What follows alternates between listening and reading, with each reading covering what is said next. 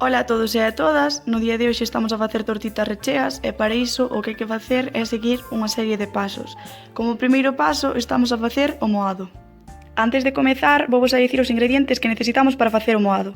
Temos por unha parte un vaso a metade de fariña de trigo, un vaso cheo de auga, unha pizca de sal que imos botar e unha pinguiña de aceite. E logo unha batidora para coller e mezclar ben todos os ingredientes. Agora imos pasar ao seguinte paso na cal imos quencer e facer en sí a tortita. Entonces para iso necesitamos unha espátula para logo darlle a volta, un cucharón para remoer e botar o moado na tixola, unha tixola como ben dixen e máis un platiño para despois poñer a tortita. Agora dispoñémonos a batir o noso moado a unha velocidade non moi alta.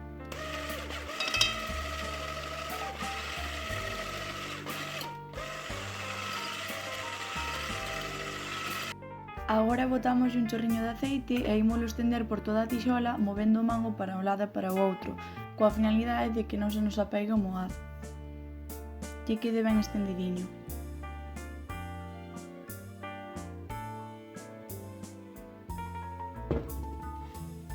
A unha temperatura media alta. Cando comprobemos que xa está quente, removemos o moado para obter a masa homoxénea agora que estivo algo en repouso. E a continuación enchemos o cucharón de moado e vertémolo na tixola.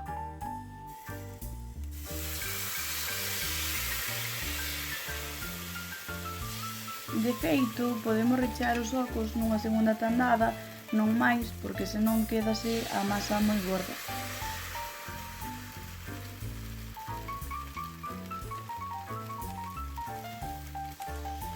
E agora que temos así, deixámola que se faga ata que vexamos que se nos abren as beiras e lle poidamos dar a volta.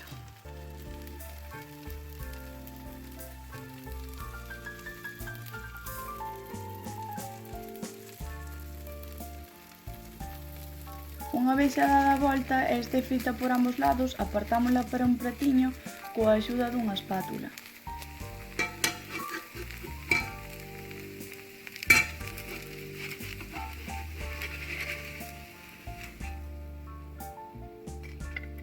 O seguinte paso xa é o recheo, onde primeiro temos que lavar ben as verduras.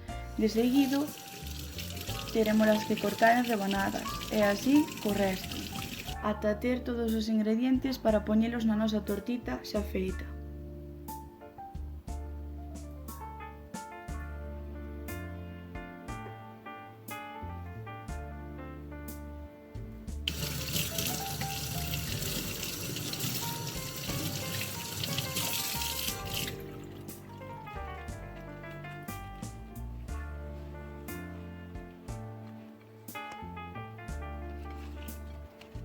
En realidade non importa a orde, eu segundo fago é o que vos recomendo para que non se vos desmorone todo e vos resulte máis sinxelo despois a hora de envolvela.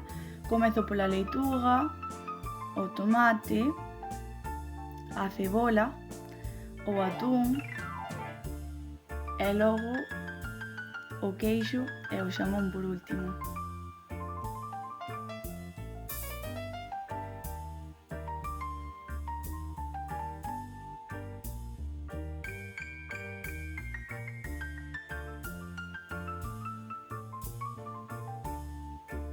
Unha vez listo, como dixen, só queda o paso de envolvela, con cuidadiño de que non se nos caigan os ingredientes por fora, e para suxeitala mellor, podedeslle poñer un palillo que ata queda original na receita.